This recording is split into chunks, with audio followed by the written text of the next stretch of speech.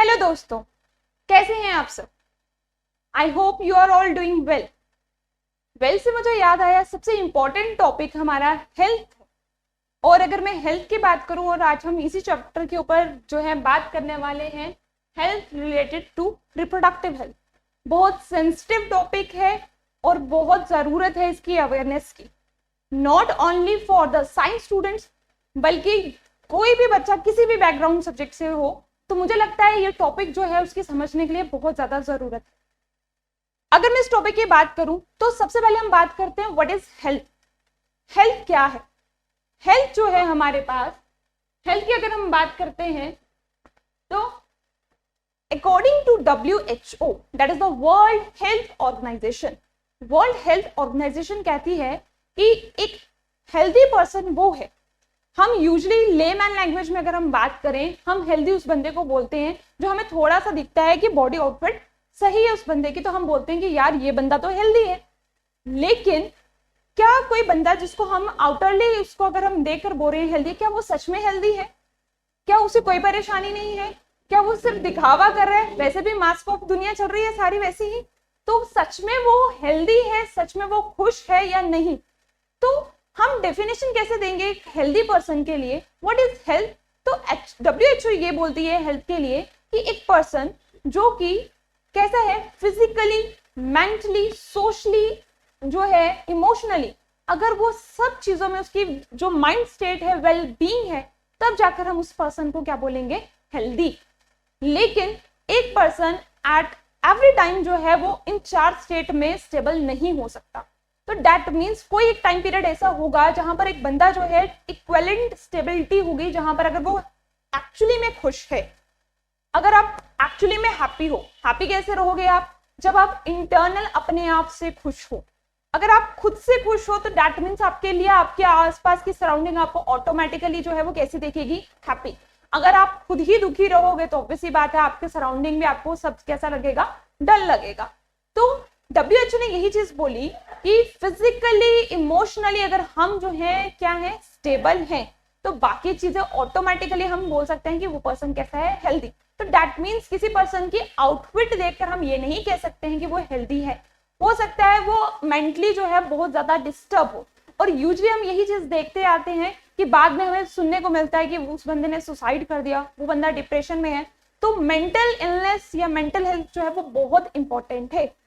Physical health तो है ही important, लेकिन मेंटल हेल्थ जो है वो बहुत ज्यादा इंपॉर्टेंट है, और इसके लिए हम लोगों को आगे बढ़कर बात करनी चाहिए। और अगर आपको लगता है कि कोई पर्सन जो है वो वेलबींग नहीं है तो उससे बात करो, उसकी जो समस्या है उसका हल निकालने की कोशिश करो। ये आगे एक बात।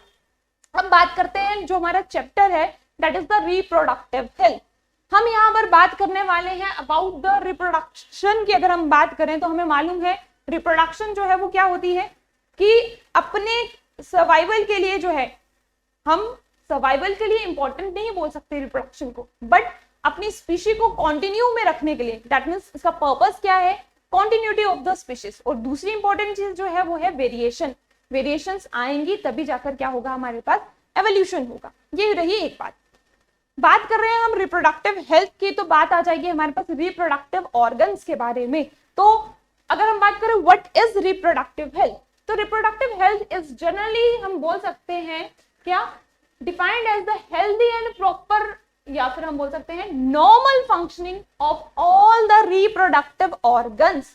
तो अगर हम बात करें, जैसे हमने ह्यूमन रिप्रोडक्शन में बात करते हैं टेस्टिस की, ओवरीज की बात करते हैं और उसके एसेसरी ऑर्गन्स की बात करते हैं, अगर वो सब ऑर्गन्स हेल्दी हैं और अपना प्रॉपर फंक्शन कर रहे हैं, that means it also includes hormones.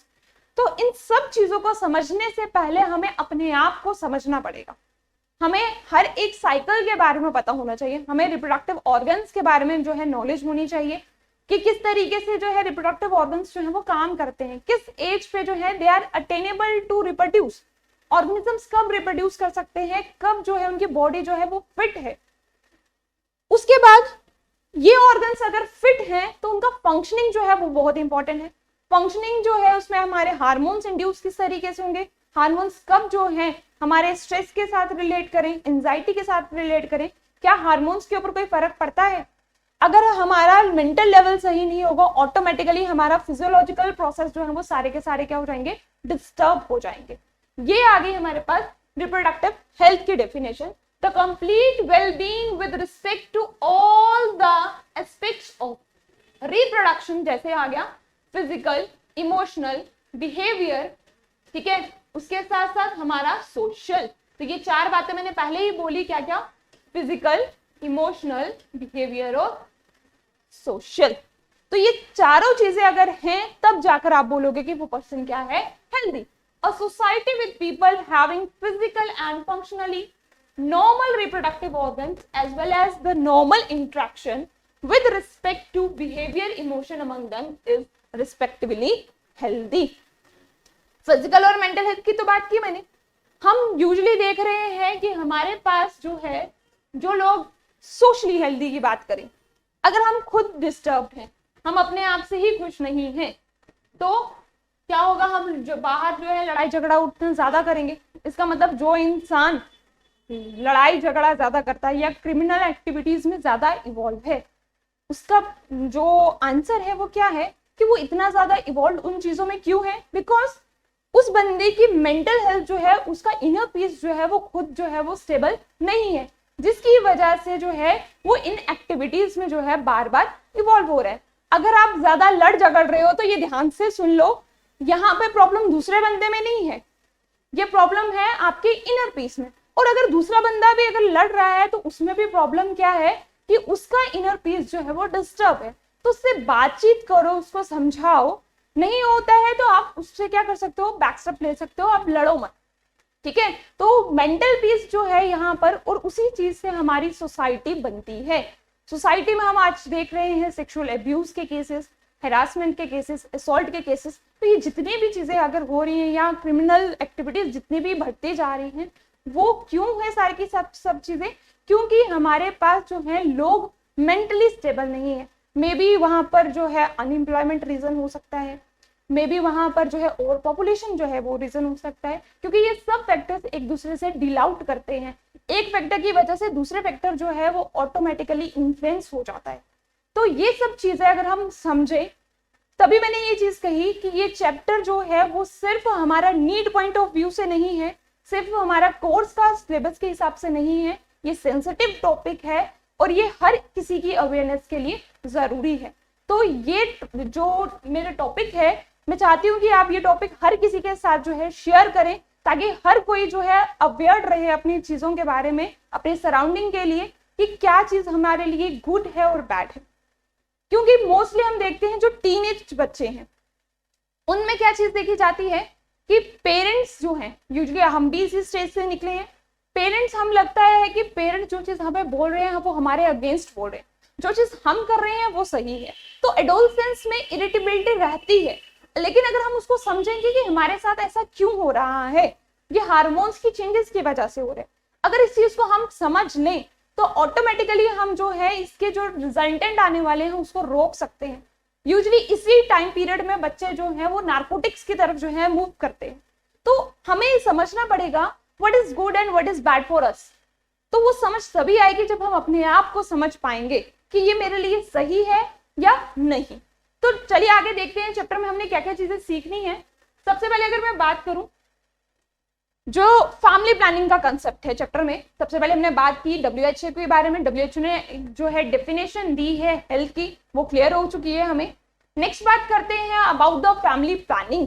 तो एक कारण जो है हमें बात करते हैं कि ओवर पॉपुलेशन हो रही है। तो सबसे पहले क्वेश्चन पूछा जाता है कि पहली कौन सी कंट्री थी जिसने ये जो प्रोग्राम स्टार्ट किया अबाउट द फैमिली प्लानिंग। तो बात करें तो one of the first countries in the world to launch action schemes and program regarding family planning was India। ठीक है, तो फैमिली प्लानिंग का प्रोग्राम जो है हमारे पास सबसे पहले किसने स्टार्ट किया है, इंडिया ने। एक क्वेश्चन यहां से बन गया, क्लियर। दूसरे क्वेश्चन की अगर मैं बात करूं कि फैमिली प्लानिंग कब स्टार्ट की गई, तो वहां से हम याद रखेंगे डेट क्या, 1951। फैमिली प्लानिंग जो है सबसे पहले जो है प्रोग्राम किसने स्टार्ट किया, इंडिया ने स्टार्ट किया। फैमिली प्लानिंग कब स्टार्ट की, 1951 में की है। तो फैमिली प्लानिंग का मेन मोटिव ही यही था कि लोग जो हैं वो एक प्लान्ड, अपनी फैमिली को एक प्लान्ड वे में चलाएं ताकि पॉपुलेशन कंट्रोल ले और उसकी वजह से जितने भी बाकी के फैक्टर्स हैं वो स्टेबलाइज हो सकें। ठीक है, नेक्स्ट बात कर रहे हैं हम यहाँ पर, देखो, to accomplish total reproductive health as a social goal. It was initiated at a national level in the year 1951 to generate awareness regarding various aspects pertaining to reproduction by rendering facilities and support to establish a reproductive healthy society. Clear? अब क्या successful condition रही है इन schemes के बारे में, यहाँ पर government that means NGOs भी आए, गवर्नमेंट का भी जो है योगदान रहा, government as well as non government organisation जो है, एजेंसीज जो हैं वो आगे आई इसके लिए ताकि स्टेप्स उठाए जाए और इस प्लान को जो है, इस फैमिली प्लानिंग को जो है आगे प्रोसीड करके फुली फ्लेज जो है इसको सक्सेसफुल बना सके। तो मेन चीज थी to create the awareness. Awareness बहुत जरूरी है, किसके अमंग, सिटीजन्स के among, about the reproduction related aspects, जहां पर हमने बात की awareness about the family planning. Sex education को इंट्रोड्यूस किया जाए स्कूल्स में, तभी जो है ये चैप्टर्स जो हैं आपके बुक्स में मेंशन्ड है कि सेक्स एजुकेशन दी जाए। सबसे बड़ी बात क्या है कि इन सेंसिटिव टॉपिक्स पे हम लोग बात नहीं करते, जहां से फर्स्ट स्टेप जो है वो हमारा आता है पेरेंट्स की इन्वॉल्वमेंट का, कि पेरेंट्स जो है वो एक बच्चे को पहले गाइड करें इस बारे में, क्योंकि उनके बीच में एक गैप रहता है जिसकी वजह से वो बात नहीं कर पाते। तो पहले आया है स्टेप कि पेरेंट्स इन्वॉल्व हो इसमें। दूसरी चीज है कि हमारे पास टीचर्स, और तीसरी चीज आ गई हमारे पास सेक्स एजुकेशन इन स्कूल। उसके बाद जितने भी हमारे पास ऑडियो विजुअल प्रिंटेड मीडिया है, that is all printed materials were distributed to provide awareness.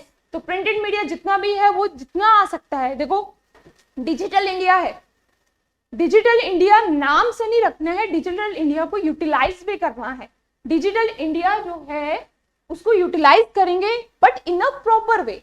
अगर हम बात करें सोशल मीडिया की या डिजिटल जितनी भी हमारे पास एप्स हैं, हम बहुत फास्टली ग्रो कर रहे हैं इनकी हेल्प से, लेकिन इसी चीज का जो है मिसकंडक्शन, मिसयूज है। अगर प्रॉपर नॉलेज जो है वो एक, जो हमारे पास टीनेज बच्चे हैं, अगर उनके पास इस चीज की प्रॉपर नॉलेज जो है वो कन्वे नहीं होती, हर चीज जो आप देख रहे हो पहले ये भी देखो कि वो चीज सही है या गलत है।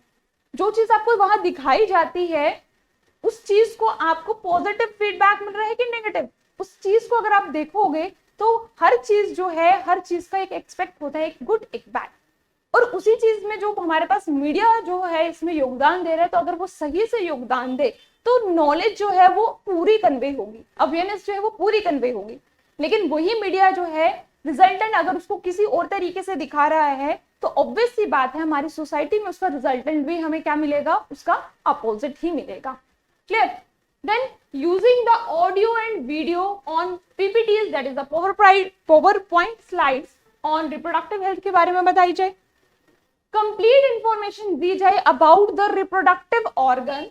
ठीक है, एडोलसेंस के बारे में जैसे मैंने पहले बात की, टीनेज के बारे में बताया जाए, what is safe and hygienic sexual relations, उनके बारे में बताया जाए कि किस तरीके से है सेक्सुअल प्रैक्टिसेस को कैसे कंटिन्यू करना है, क्योंकि एक पॉइंट यहाँ पर जो है सेक्सुअल ट्रांसमिटेड डिजीज का रहता है।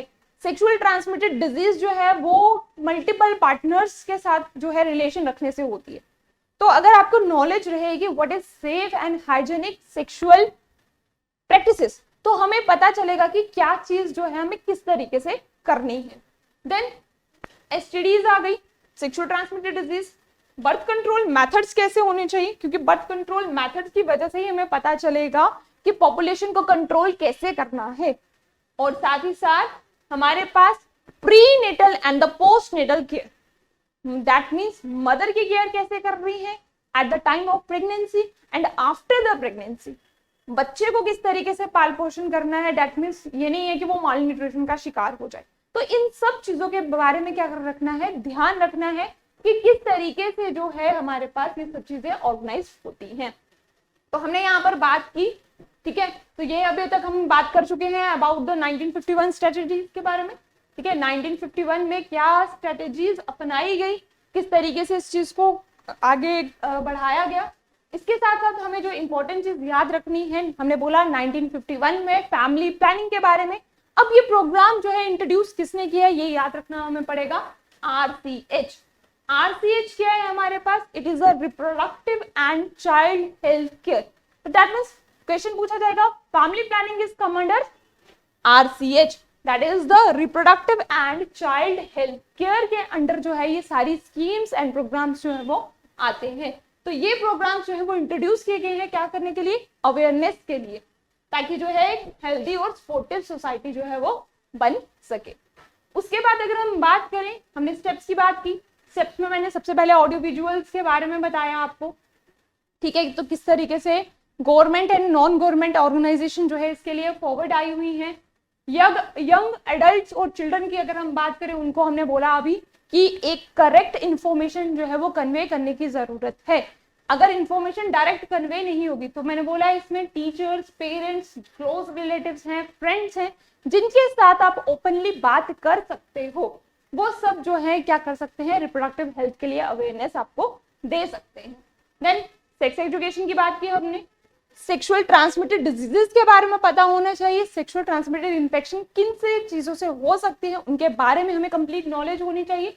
देन बर्थ कंट्रोल की बात की हमने, प्रीनेटल एंड पोस्टनेटल केयर की बात की हमने, तभी एक हेल्दी सोसाइटी होगी। सेक्स रिलेटेड क्राइम्स, अब्यूज की बात मैंने सबसे पहले की। People must be aware of the problems related to the population explosion, क्यों बढ़ रही है पॉपुलेशन, सेक्स रिलेटेड क्राइम्स क्या है, सेक्स अब्यूज क्या होता है, इनके बारे में पता होना चाहिए। Then to successful implement the health plans there must be the availability of professional expertise। तो किसी सलाह ले रहे हो तो किसी जो बंदा एक्सपीरियंस है उससे लो, और वही जो है आपको उस बारे में बताएगा। Then वो facilities, the facilities that are provided must be newer। नई चीजें जो आपके पास में आपको इन्वायरमेंट में इको फ्रेंडली चीजों के बारे में जैसे पता चल रहा है, या कुछ ऐसे कंट्रासेप्टिव्स के बारे में पता चल रहा है, तो आपको अपडेटेड रहना पड़ेगा कि कौन सी चीजें जो हैं आपको हेल्पफुल कर सकती हैं about the reproductive health. Then complete ban, it is most important point, क्योंकि हमारे पास यहाँ पर मोस्टली जो देखा जाता है, sex determination is not bad, but उसका फिटिसाइड करना that is wrong, that is completely wrong. आप किसी एक जान की हत्या कर रहे हो, और आप कैसे बोल सकते हो कि इसमें आप कैसे अपने आप को जस्टिफाई कर सकते हो कि that is a good thing. आप सेक्स डिटरमाइन कर लो, बट देखो बाहर वाली कंट्रीज में अगर हम बात करते हैं तो वहां सेक्स डिटरमिनेशन करते हैं, ओपनली करते हैं, लेकिन then they will celebrate it. हमारे इंडिया में मोस्टली ये चीज प्रैक्टिसेस देखिए, अब तो फिर भी पहले से थोड़ा फर्क पड़ गया है, लेकिन आप हरियाणा, राजस्थान वाली तरफ अगर देखोगे तो लड़के की चाह में लड़कियों को क्या किया जाता है, मारा जाता है, दैट मीन्स फीमेल फिटिसाइड किया जाता है।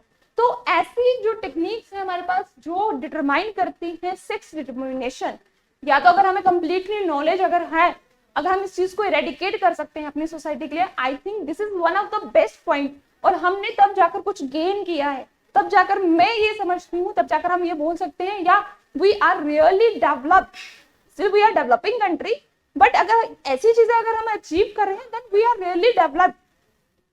तो यहाँ पर बात कर रहे हैं complete ban on foetal sex determination to check female foeticide.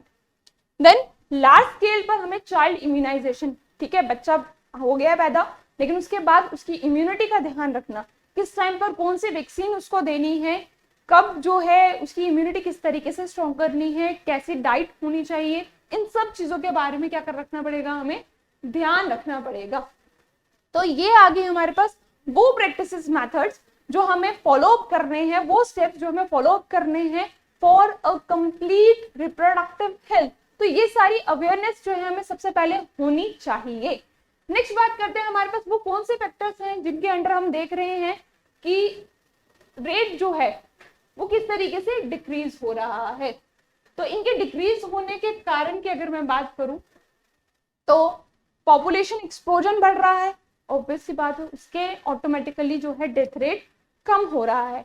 तो हम बात करेंगे इसी बारे में नेक्स्ट वीडियो में कि पॉपुलेशन एक्सप्लोजन क्यों हो रहा है, बिकॉज इस चैप्टर में जो हमारी डिवीजन है चैप्टर की वो क्या है कि चैप्टर में से हमें फर्स्ट है दैट इज द बेसिकली हम ये चैप्टर पढ़ क्यों रहे हैं, second one thing is the कि पॉपुलेशन एक्सप्लोजन क्या है, उसका इफेक्ट पॉपुलेशन के ऊपर कैसे है, और कौन से ऐसे फैक्टर्स हैं जहां पर पॉपुलेशन जो है जिसकी वजह से बढ़ रही है।